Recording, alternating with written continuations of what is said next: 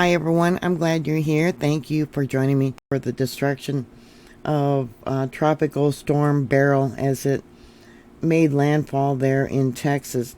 This is the last update so far that NOAA has, which was posted as of 10 a.m. Central Daylight Time. It is currently now 1 p.m. Central Daylight Time. 4 people so far have been confirmed killed because of trees that fell upon their homes. Very sad. Sending prayers. Yeah, you can replace property, but you can't replace a life. Life-threatening storm surge inundation will continue through this afternoon along the coast of Texas. From Port O'Connor to Sabine Pass, including eastern portions of Matagorda Bay and Galveston Bay.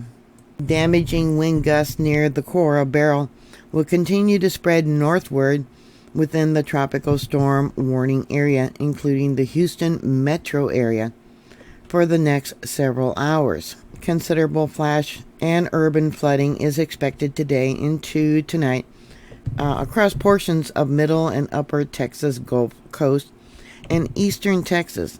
Minor to isolated major river flooding is also expected. Rip currents will cause life-threatening beach conditions through Tuesday across portions of the northern and west Texas coast.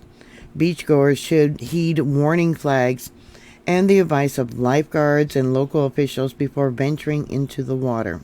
Hi everyone, I'm Mary with MaryGreeley News. Thank you very much for joining me.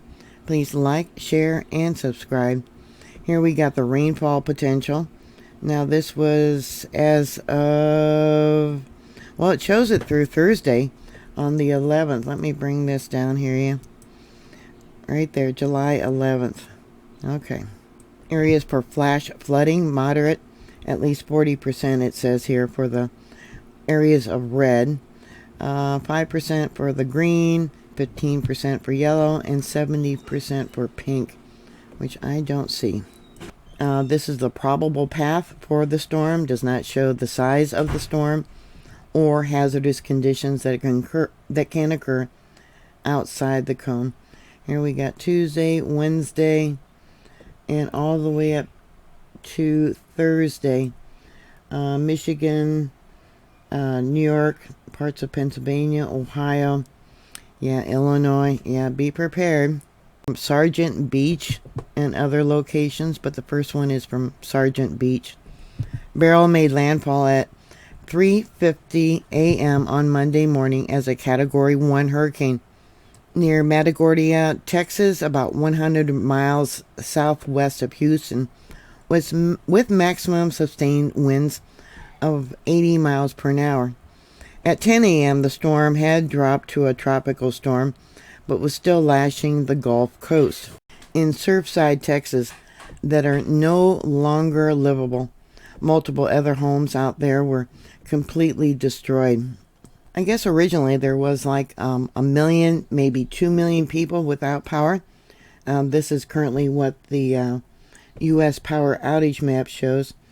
And let's see, American Electric Power, they got 24,000 plus out. Let's see, down here by Central Point Energy, 2 million people, 197 out. So yeah, those with the power outages are actually a lot greater than 1 million or maybe 2 million. Let me bring this over so you can see this. Central Point Energy primary outage management system is currently offline. They are currently only able to provide the number of customers out across their entire service territory. Yeah, so we really don't know, do we? Fort Bend. Okay, closer we got 6,000 out there, 42,000 out there. I don't know if I can click on that. No. Chambers, 5,000. 178,000 Montgomery. Yeah, so there's definitely more than 2 million people without power. Sending prayers, look at that. And they got the color here for 100%. So there's multiple areas here where it's now a tropical storm. But originally when it made landfall, I think it was still a Category 1, and people were saying that they've been in Category 1 hurricanes before, and it actually felt stronger. Crews have also reported to several high water rescues in the area. Shelter in place, stay off road, said the Houston mayor. If we look out for each other, we will come out of this safely as possible. The mayor said there was 10 inches of water across the city, and rain from Beryl has also reached parts of North Texas, with more expected later today. Beryl has been blamed for at least 2 deaths in Texas. A 53-year-old man was killed when a tree fell onto the home in Humble, according to the Harris County Sheriff's Office. The man evidently was sitting in the house with his family when an oak tree fell on the roof, hitting the rafters, causing the structure to fall on the man. So very sad. Also killed was a 74-year-old woman in Houston. Another incident where a tree fell through the roof on the woman's home. Yeah, very, very sad. Sending prayers.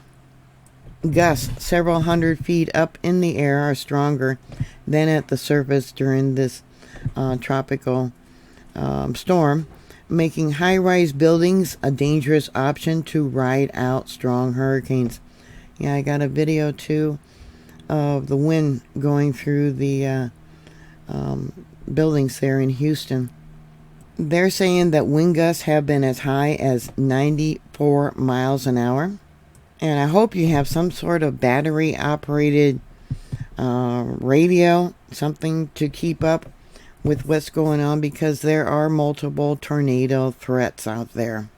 Storm surges was forecasted to be 3 to 7 feet in some spots near Beryl, and the water was already pushing into Texas coast and bays along Beryl's approach. Measurements had reached 3.2 in Sargent and 2.6 in Matagorda Bay as of 2:30 a.m. So with the power outage, I don't know, we're not going to be able to get really any new updates about that. The farther east that you live, the higher chance you'll have of seeing heavy rain. The heaviest rain in North Texas should come between 3 and 8 p.m. So be aware. Don't drive out there in those roads. Stay home if you haven't evacuated. And then with the power outages, you got the heat. They're saying it's going to top out in the 80s there. Still very uncomfortable, especially with humidity. One driver being rescued, but there was another driver who was stranded in floodwaters on Highway 288. I don't know if it's the video that I have, but they tossed him a life jacket and lifted him to dry land. That was this morning, Monday, July 8th. In the video, it shows how Beryl's strong winds created waves in the highway floodwater. And by 10:37 a.m. today, he was airlifted to safety. Should have stayed home. Sending prayers. Yeah, what are your thoughts? Put your comments down below. Thank you very much for watching. Please like, share, and subscribe. If you have a generator, do not put it in your garages. Make sure the direction of the air current, the wind, doesn't bring the carbon dioxide into your homes. Yeah, so yeah, always be safe in where you put your generators if you have one. Thank you very much for watching. Please like, share, and subscribe. And I'll talk to you later. God bless you.